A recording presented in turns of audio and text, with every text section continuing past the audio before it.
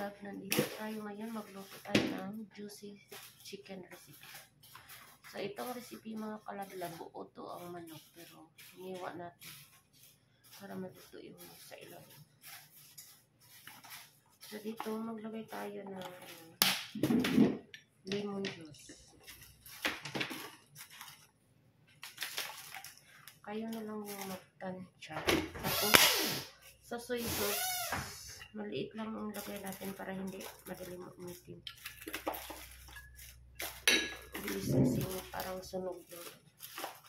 Tapos maglagay tayo ng oyster sauce. Konti lang din.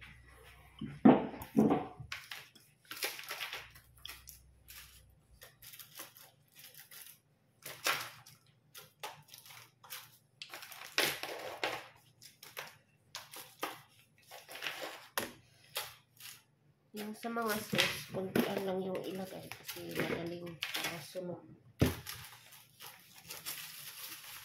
Tapos maglagay tayo ng 2 kutsara ng sugar. Brown sugar, pero wala tayong brown. Kaya naging puti siya.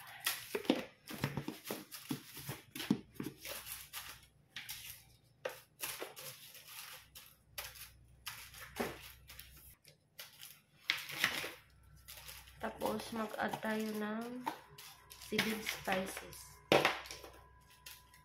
Kunti lang. Baka sumarap. Ito mga kalablab, mas maganda yung kamay ang gamitin sa paghalo. Ganito. Pero, kutsara na lang.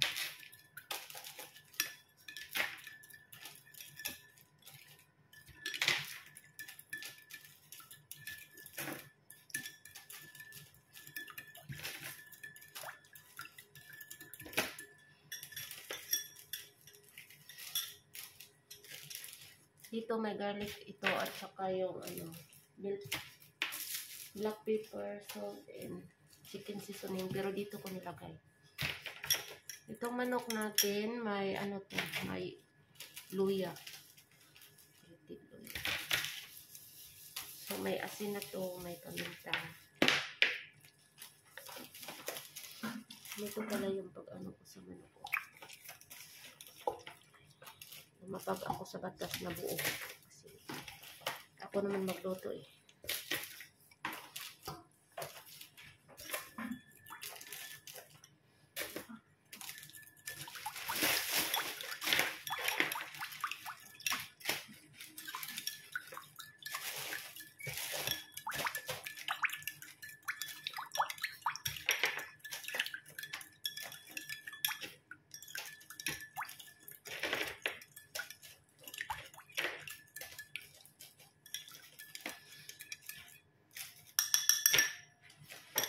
So, ihalo na natin dito.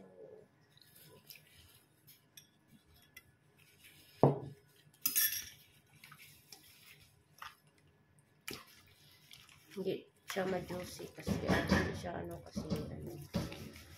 kunti lang ang soy sauce, hindi siya kunti lang yung soy sauce at saka yung oyster sauce nilagay natin.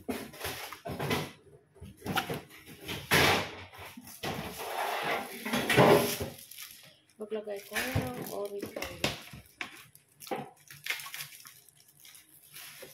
Kanina pa ito minarinig natin mga kaati.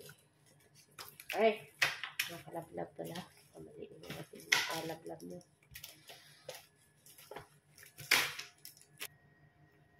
So, ayan mga nakalablab. May na tayo. Lagayan na tayo sa oven.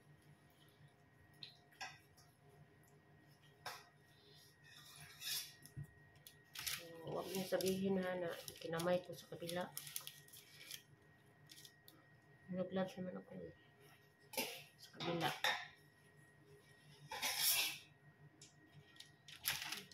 Okay. Siyempre, yung isabaw natin para hisay.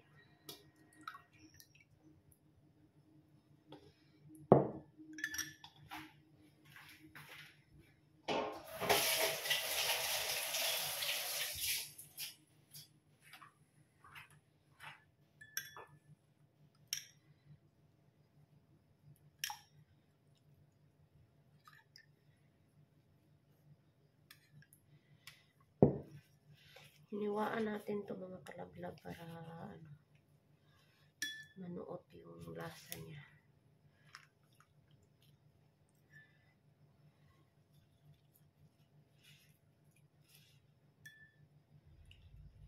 Diba? Mukhang masarap. Manok pa rin.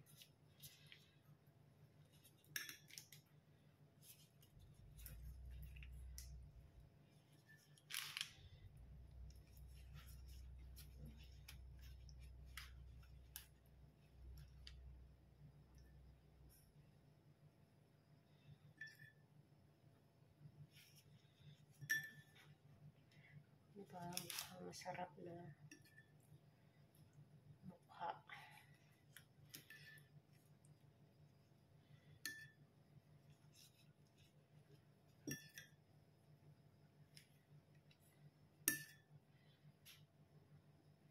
Ang nanay namin mga kalablab dumating sa luto ng Pinoy.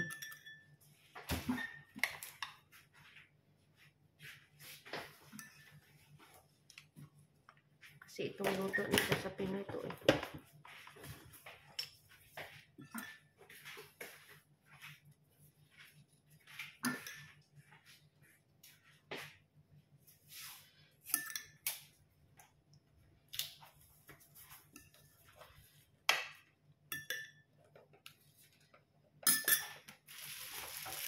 Ayan na, mag-add na tayo ng olive oil.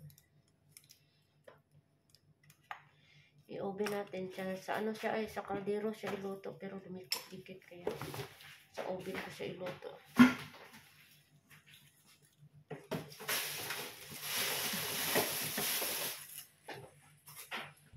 So, handa na natin yung oven.